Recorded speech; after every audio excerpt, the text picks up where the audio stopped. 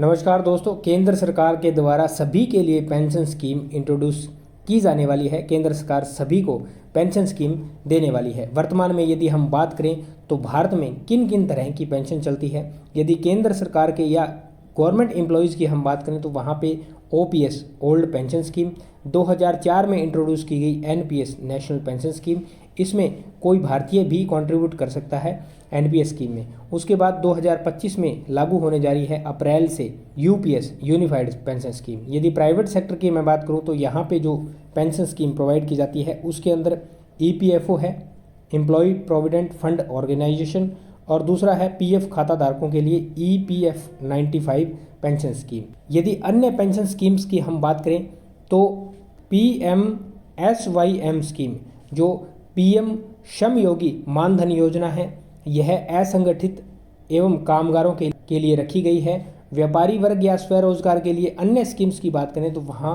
राष्ट्रीय पेंशन योजना, जिसको एनपीएस स्टेटस के नाम से भी जाना जाता है, इस स्कीम के अंदर 55 रुपये से लेकर के 200 रुपये प्रति माह के कंट्रीब्यूशन पर 3000 रुपये तक की पर मंथ पेंशन मिलती है।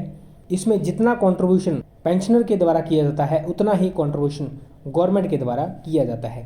अन्य पेंशन स्कीम की बात करें तो अटल पेंशन योजना, जो कि असंगठित कामगारों के लिए है, जिसमें 1000 रुपये से लेकर के 5000 रुपये तक प्रति माह पेंशन दी जाती है 60 वर्ष की उम्र के बाद। जिस पेंशन स्कीम की हम बात कर रहे हैं उसके ऊपर श्रम एवं रोजगार मंत्रालय के द्वारा कार्य भी शुरू कर दिया गया है।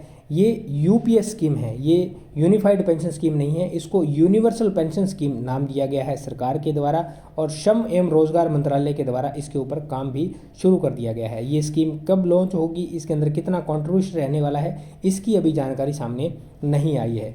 इसके अंदर जितना भी कॉन्ट्रीब्यूशन करना चाहे वो असंगठित स्वरोजगार कामगार कर सकते हैं। अभी तक कितना कंट्रीब्यूशन करना है इसकी डिटेल नहीं आई है। केंद्र सरकार के द्वारा इसके अंदर कोई भी कंट्रीब्यूशन नहीं किया जाएगा। केंद्र सरकार राज्य सरकारों से भी इसके ऊपर सलाह मशवरा करने का विचार कर रही है। यदि यह स्कीम अन्य देशों की बात करें तो कहाँ कहाँ चलती है, अमेरिका, कनाडा, चीन, रूस जैसे शहरों में पेंशन, हेल्थ और बेरोजगारी को कम करने के लिए यह पेंशन यूपीएस पेंशन स्कीम चल रही है। वहीं Denmark, Sweden, Norway, Netherlands, New Zealand जैसे देशों के अंदर ओल्ड एज में आने वाली फाइनेंशियल प्रॉब्लम या फाइनेंशियल मैनेजमेंट को मैनेज करने के लिए पेंशन चलाई जा रही है, जो कि पुराने समय से वहाँ पे चलती आ रही है। इस पेंशन स्कीम को लाने का मुख्य उद्देश्य ये है, भारत में ओल्ड एज में आने वाली फाइनेंशियल प्रॉब्लम को मैनेज करना। खबरों के मुताबिक 2036 में भारत की ओल्ड एज पॉपुलेशन 23 करोड़ के लगभग हो जाएगी, जो टोटल पॉपुलेशन का 15% हो जाएगा।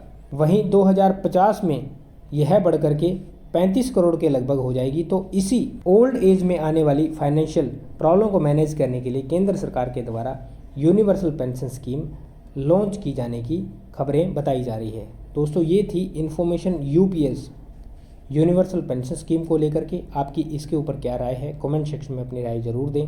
उम्मीद करता हूँ जानकारी समझ पाए होंगे।